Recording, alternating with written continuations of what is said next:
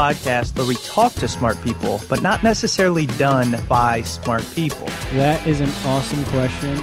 This one goes down probably on one of my top 5. Hey, I like nutrition. I like to eat food. This is the coolest thing ever. We're going to do this forever. I wish I paid more attention in that class. You know, I'm going to be honest, I don't understand that. As a man, I don't get it. Welcome to smartpeoplepodcast.com. Hey everybody, welcome to Smart People Podcast. That sounded like a game show. I'm Chris Stemp. And I'm John Rojas. This is a good one. I want all of you paleo diet proponents out there to listen up. What do you look so... What? Don't do that. What? Don't do what? They're a feisty bunch. I know, and they could probably beat me up. But yeah, with their CrossFit. No, it's so funny. I say this in the interview, but I say, if your paleo diet is based on this perfect time in history where we were adapted exactly to our environment, why did we ever change? Because we built cars. If we're not supposed to eat all this stuff, why has it been one of the things that have allowed us to evolve into the future? Why are we living longer now than ever before? That's evolution. Yeah. We've gotten smarter, and we have evolved, and our brains have gotten bigger. Anyways, this week is awesome. We interview Marlene Zuk. She is the author of the new book. It just came out, Paleofantasy, What Evolution Really Tells Us About Sex, Diet, and How We Live. It's just really cool because it gets you to think about all these things that we have recently determined are fact. Like, oh, we should be like our ancestors, like the cavemen. And she's not saying really, one thing's bad. It's just getting you to think about it in the correct way. And she's an expert on it. She knows her stuff down pat. And she says she's not the diet police. Everybody's different. She says that different diets and different processes work for different people in different ways. Right. And, some people benefit from paleo. Some people do not benefit from paleo. Sure. I mean, again, it's the foundation. It's the hallmark of this show. You're definitely going to learn some cool stuff this episode. So we're going to get into Marlene Zuk here. Just wanted to make sure you guys do all the standard things we ask for. Primarily subscribe to the podcast because we have the coolest stuff recently and coming up. And that's your number one thing. So subscribe, leave us a rating. And if you buy anything on Amazon, to go through our link at Smart People Podcast. John, you got anything else for them? Anything interesting? I don't want to sell them anything else today. No, we're getting some new equipment. I'm excited about that. Yeah, we'll be setting that up soon. Yeah, we are. Hopefully it'll raise the sound bar just a little bit higher. You can't raise this bar. Marlene Zuk is a professor of ecology, evolution, and behavior at the University of Minnesota. The last book she wrote was called Sex on Six Legs. Make sure you stay all the way to the end of this interview because she gives a great lead-in into that. I'm going to be sure to put that on my Kindle as soon as I have some time to read about insect sex. Here is Marlene Zuk.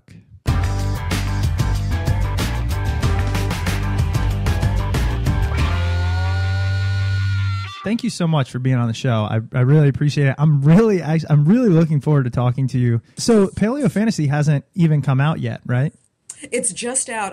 I have the copy sitting in front of me right now. Wow. So and I'm pretty sure I asked for you guys to get an advance copy, so it should be arriving any moment. Oh, that's awesome. Yeah. I'm really pumped. That's why I wanted to talk to you. The whole paleo thing is going nuts, especially, I don't know generationally, but I know kind of the millennials and stuff, people our age, like they're crazy with their diets and all this stuff. So I'm sure it was was it a fun book to write? It was a huge amount of fun, although I do have to say that I in some ways I wasn't expecting the diet part of it to get picked up on so much because as I keep telling everybody, really, I'm not the diet police. I'm not interested in telling people what to eat. That isn't why I wrote the book. I got interested in the paleo diet stuff because to me it represents so much about the way people think about evolution and the way they make it personal. So that was it. More than that I got, evangelical about, oh no, people should be eating something else. Right. So I really, a lot of those people get really very committed to their perspective about what you should be eating. Yes, they do. But yeah, I read an article that you wrote, and it kind of talked a lot about the Paleofantasy, and I noticed how little was concentrated on diet, and I like that. We all have heard of the paleo diet at this point, but I think very, very few of us have taken the time to sit back and think about why that makes sense, why that even gained momentum in the first place. Well, I think it's obvious that people start thinking about, why do we want to do things the way we want to do them, or what makes sense as a way to live. And for a long time, people think, oh, it makes sense to think about the way our ancestors did things. There's, a long history to that. So it's not really that surprising that people would think about our really distant ancestors and imagine, well, if we can live the way our really distant ancestors lived, that's going to be a more authentic way of life, or it's going to be a better way to approach our modern world. And so there's a lot of that, which, as a first principle, no one can argue with that. Sure, that does make sense as a way to approach it. Another way that people come at it, though, is this sense of the modern world being really out of sync with the way people are sort of supposed to be, if you can, go along with the idea that people are supposed to be a certain way at all. And so the idea of, we have this mythic past where everybody was in harmony with their environment appeals to us, I think, from, a couple of different sources. It's funny, when I thought about it, I thought, okay, because I wanted to believe this paleo fantasy. It does make sense off the top, but I wondered if we were a perfect being at some point in the past. When was that, and why did we ever change? At what point were we perfectly made for our environment? And once I thought about that, it didn't really make any sense at all. Well, exactly. And so that's why I got interested in this idea about a perfect past being emblematic of the way people often misunderstand evolution. And I think that if you don't really reflect very hard on it, it's easy to imagine that, all organisms somehow started out kind of in this goo, and we were all misshapen or, sort of kind of only roughly hewn, the way you imagine somebody making a first approximation of something they're going to make out of clay or carve out of wood. And then gradually, as the misshapen things interact with their environment, they get more and more and more suited to it. And so it's kind of like the wood carver is making more and more details on them. And then eventually you get to this point where you go, yay, I've made Pinocchio, or, well, I don't know, whatever it is you've made.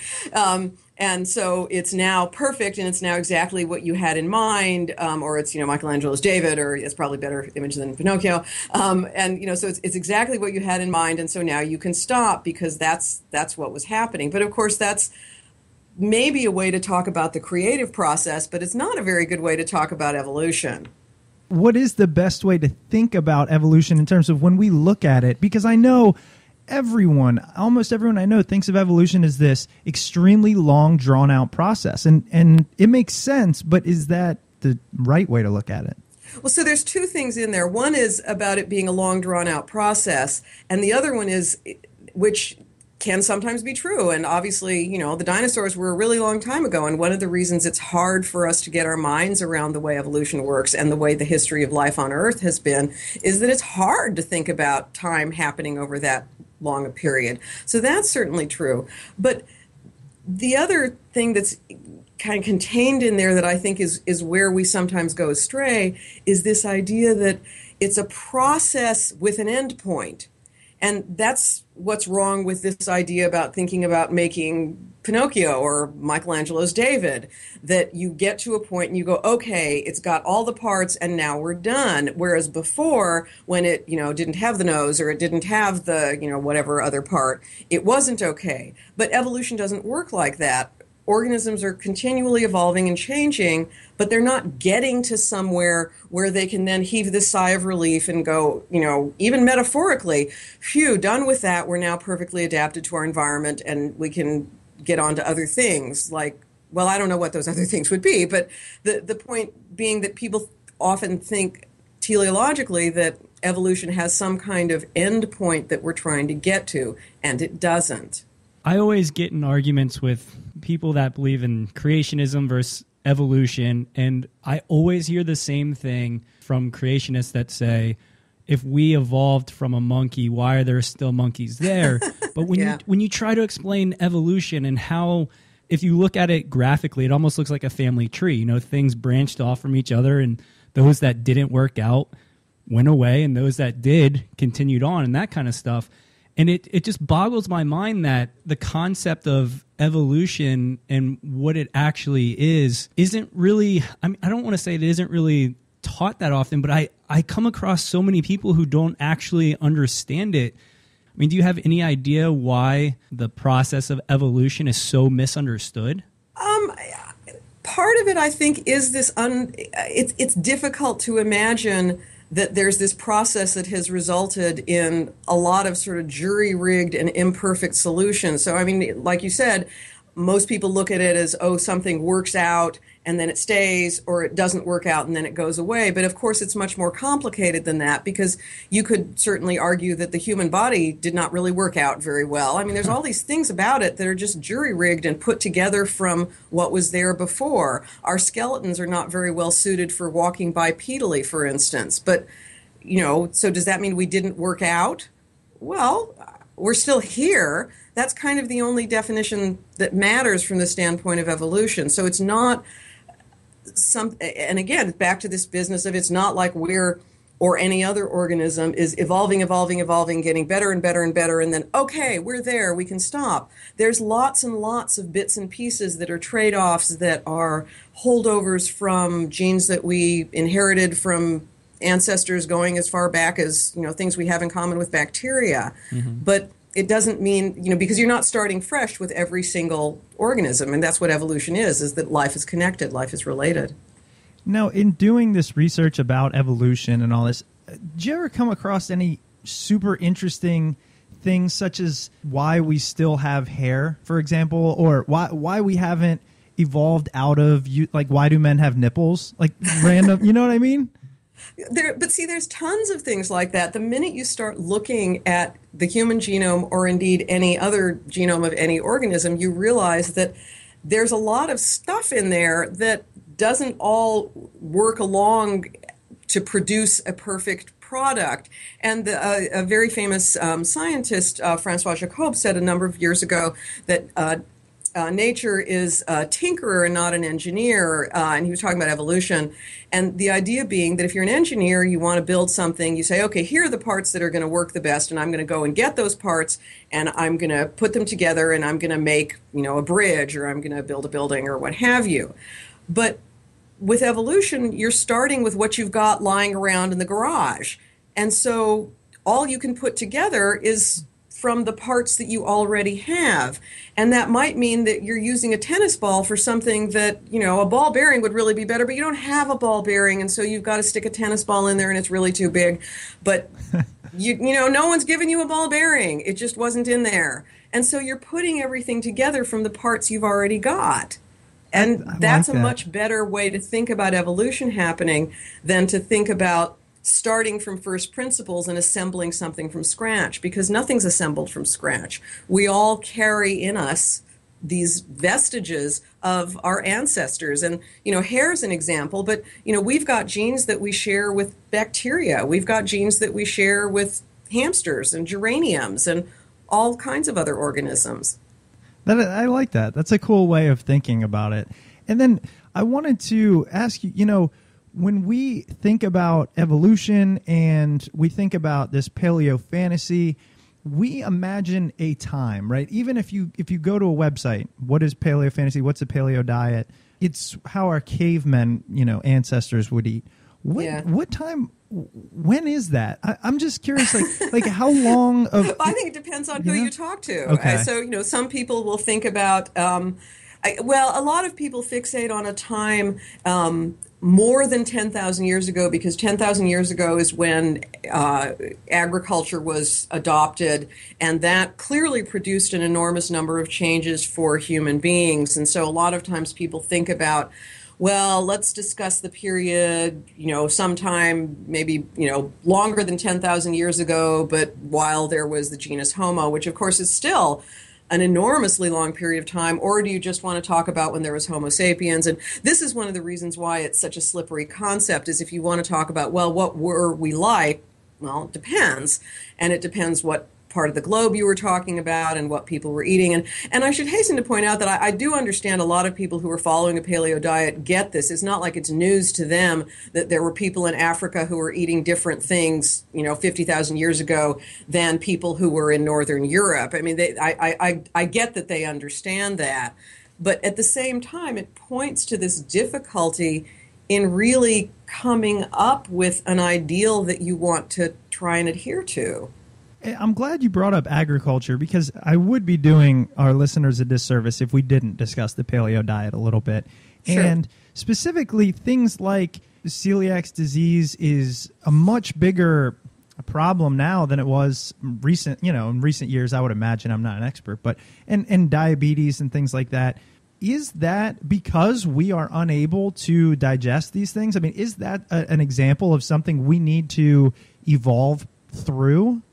Yes and no. So certainly you can argue that there are things that are difficult for the human body to digest or difficult for it to deal with, or you can say that there are diseases, the so-called diseases of civilization, like hypertension and diabetes and to some extent obesity, that seem to come with a modern Western way of life. Absolutely, if you don't have a modern Western diet, your chances of having those diseases are markedly decreased. And some of that may come from unexpected sources. We already know that eating diets high in salt and sugar seem like they're not great for us. Eating lots of processed foods might not be great for us. But well, two things. One is that doesn't mean that if we lived off of wild game and never ate starches, that would automatically be the solution to all those problems. And another one is that there's lots of other changes that have happened that are much less visible. So, for example, the bacteria that are associated with not just our food, but every other part of our environment has changed drastically since the Industrial Revolution, even the last few hundred years. What's now being called our microbiome, the bacteria that live inside of us, are very, very different bacteria than they were a little while ago. Does that mean we need to go back to paleobacteria? We couldn't possibly. I don't see how we could even manage that. But going back to this question of whether, things like diabetes are a sign that we're straying too far from our evolutionarily best suited diet, there's a grain of truth to that, if using the word grain is not too sort of weird under these circumstances, in that it does seem like for people with certain types of genes, they're going to be prone to what's called insulin resistance if they have diets that have a lot of calorie-dense food and a lot of simple sugars. But that's different than saying that our bodies evolved solely to eat foods that were around before agriculture. That definitely makes sense. Now, in terms of sugar, I'm interested in that because I crave it like crazy. I mean, I can literally eat bags of sugar if I wanted to.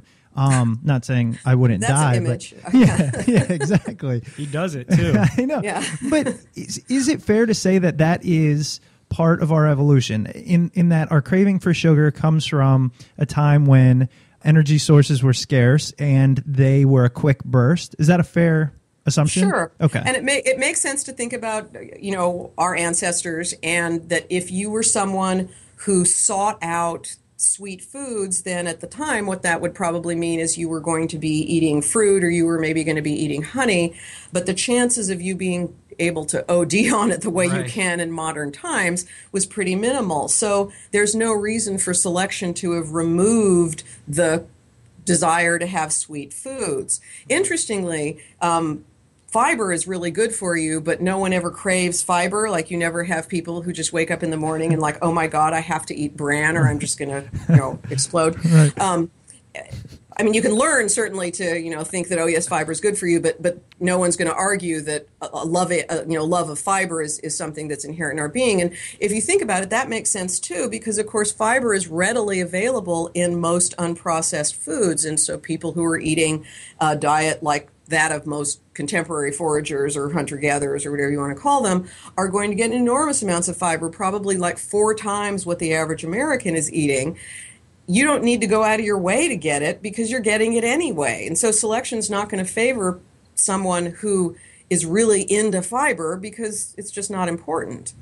And what about I think this will probably be my last question on diet. I didn't want to, but it's just interesting. I didn't want to dive in, but well, and I know, and I do get it that this is what people right are interested in, and I know that the paleo stuff does call up a lot of images of what people want to eat. I just feel like I really don't want to get in the position of, like I said, being the diet police and telling people what they should and shouldn't eat, because there's lots of people who will come back to this, oh, you can't talk about evolution this way because I switched to a paleo diet and I feel much better, and like, more power to you. This is not what I'm here for. Right. Well, I feel like if you eat a paleo diet, it's almost difficult to eat too many calories, in which case, of course, you're going to feel better and lose weight. So it's one of those things. But I want to ask you about milk, because is milk good for us or not? I'd like to just end the debate. Sure. Good for you is, of course, a relative term. True. But one of the things that people who are really interested in paleo diets will talk about is the absolutely true fact that humans are the only mammal that continue to drink milk after weaning, and that, of course, drinking milk when you're a baby is a characteristic of mammals. It's why we're called mammals.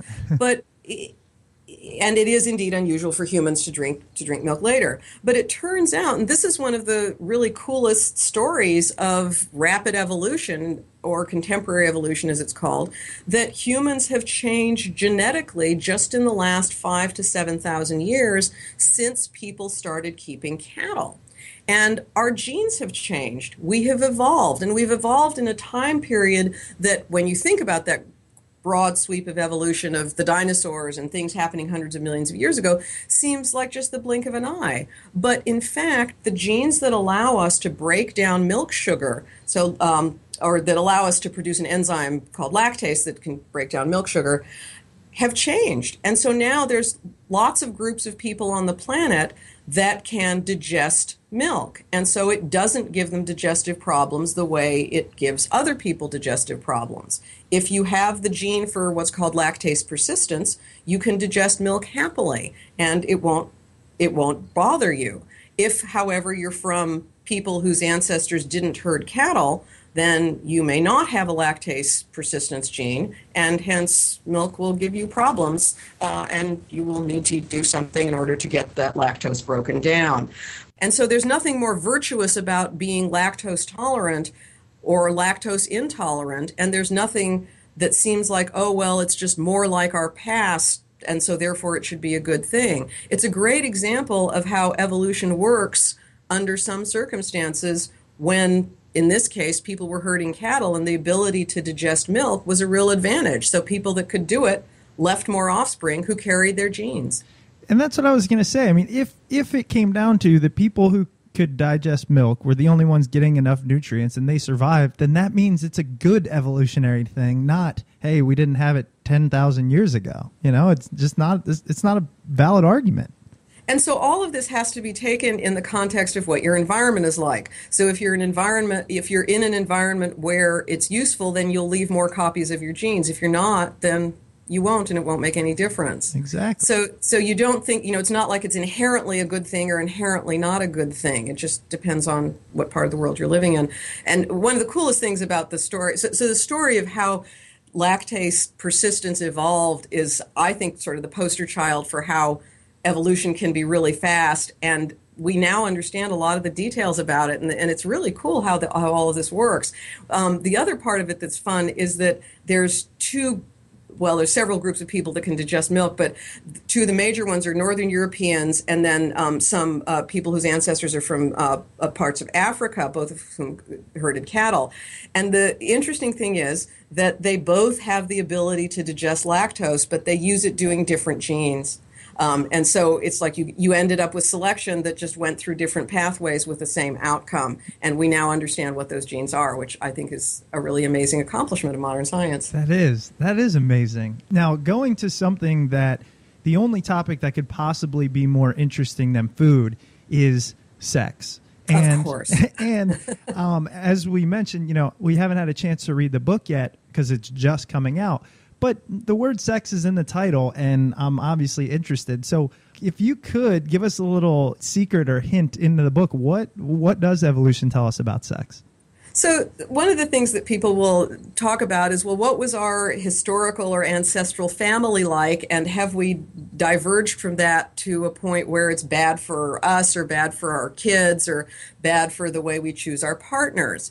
And here again, I think there's a lot more variability in the way people evolved to live than some of us want to give credit for. So it's not like there was this single paleo family where people kind of envision it like this version of, I don't know, Ozzie and Harriet wearing skins, where there was a mom and a dad and their little, cave babies, and they lived in their own cave, and the dad went out and hunted mammoths or whatever it was he did and brought the mammoth meat home, and the mom stayed home and took care of the kids, and that was the way it worked. And so if we somehow deviate from this nuclear ancestral family, we'll be badly off. We're going to be bad off. But in fact, increasing evidence is suggesting that humans evolved under circumstances where we were cooperatively raising children. So that, for example, kids had not just their mother or even their mother and their father, but maybe their mother, their father, and another relative, or even someone else in a group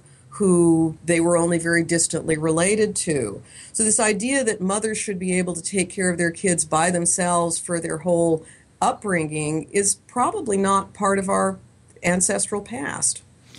Now, what about monogamy? Because I've always used, I don't want to say that excuse, but, hey, why do you look at other women, or why, blah, blah, blah. And I'm like, we're all mammals here, that we just want to spread our seed, and we're just horny guys. I'm really not about to give you advice about how you should say this, but saying really, it's possible that saying that to a prospective partner is not the best way to win her over. I'm just saying. But yeah, you get two versions of this. One of them is that human beings are historically monogamous. One of them is that human beings are historically, and so therefore the, business of men wanting to stray is just a newfangled thing. The other one is that, just as you say, we're mammals or we're animals, or however far back you want to take it, and so therefore males are always going to benefit by spreading their seed. The problem with that is that it depends on the environment in which species are evolving, and so human babies have huge needs for being taken care of. Like I was saying, they don't need just a mom, they often need more than that. And so imagine a species in which males mated with females and left, and mated with females and left, and mated with females and left. Yeah, there'd be a lot of sex going on, but it wouldn't really help from a standpoint of evolution, because if those offspring can't survive, then you really haven't left any copies of your genes, because you've had sex and then the kids die, and you have sex and then the kids die. In a species like our, babies take an awful lot of what's called parental investment. Fathers that don't stick around and that don't invest in their offspring are not going to end up winning out, because we're not like those animals in which the babies get either very minimal amounts of parental care, or maybe if you think about animals other than mammals where, the mother's laying eggs and then everybody goes away and the babies are left to fend for themselves. Those are circumstances where you might find a lot of mating with multiple partners, although in those cases the females are probably mating with multiple partners too. But humans just don't have a situation in which having sex and then going away is going to yield very much, right? Because the babies are not going to make it. And so we have a species in which a lot of investment by parents is going to be a good thing. Now, is there any evidence that it has to be the biological father? I mean, I can think of, a couple situations, obviously step parents, but also, there still exist communes. And if these if these kids are being raised by, like you said, multiple parents and then either other relatives or friends or whoever it may be, do those kids end up growing up okay, or are they in the same situation as a fatherless or motherless child? Oh, people are hugely social, and you can demonstrate this in lots of different cultures, and we're very good at attending to each other's needs, and lots of us understand that babies take a lot of care, and you'll put in some investment into taking care of individuals in your social group, in your family group that you're distantly related to, and so forth. So no, it doesn't have to be the biological parents, but it's just from an evolutionary perspective, it makes sense that for your genes to get passed on, investing in the carriers of those genes makes good sense. So basically what you're saying is it's not a good excuse that we're mammals. Like I said, if you want to try that, you go. How's that been working out for you? Just out of curiosity. You and the tens of thousands of people that hear this are the only ones that I've ever told. So, oh, okay. Well, I just curious if if that works out for you as a reason for explaining your behavior. That would I mean, that it's would just be interesting. a common thing you've heard. He won't let his girlfriend listen to this episode. I'll just put it that way. I was just wondering. The last question I actually had, I know we're getting close on time here, but is how quickly can we evolve? And for example, technology has allowed us in less than the span of a generation to be subjected to, higher levels and more quantity of information.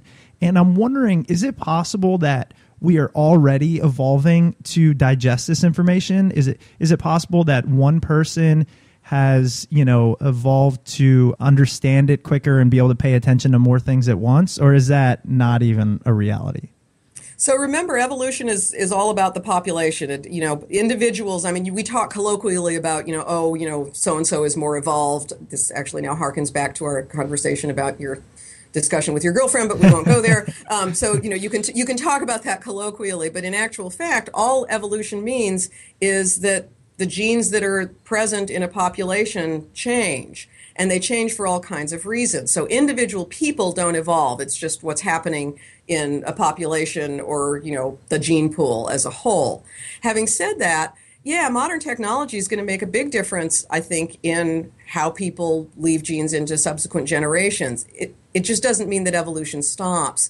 I quote an anthropologist whose name I now can't remember in the book, who, when she's asked, are humans still evolving, she just answers with, is everyone having the same number of children? And of course the answer is no.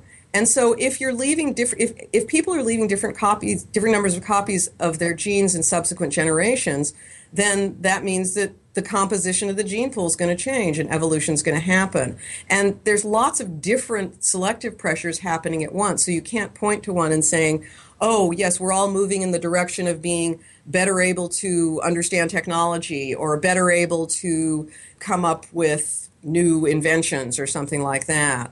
This stuff it's so fantastic. I can't wait to read your book. And I don't know if we told everybody the full title. It's Paleofantasy, What Evolution Really Tells Us About Sex, Diet, and How We Live. I'm really excited. What made you want to write on this specific topic? I mean, I know your career and what you teach and all that is kind of relevant. Did you just decide this is the thing for me to write about? So I got interested in rapid evolution because of research that I do on crickets. And so I know a lot of people think, oh, you mostly work on, if people really want the short version of my research, I always tell them I work on bug sex. And so it turns out, and it turns out that bug sex is actually enormously relevant to paleofantasy, because in my research that I was doing on the insects, we found an instance of extremely rapid evolution. And then that got me thinking about how quickly evolution can happen. And that got me reading a lot of literature about rapid evolution in people as well as other living things. And then that got me thinking about how little we appreciate the way evolution really works, that it's much more complicated and nuanced and interesting than this sort of turgid progression that you always see in the cartoons of the, fish that's kind of crawling onto land and becomes an amphibian, and then the amphibian becomes a reptile, and then the reptile becomes a mammal, and then we end up with a person hunched over a computer. And it's just a lot more interesting than that.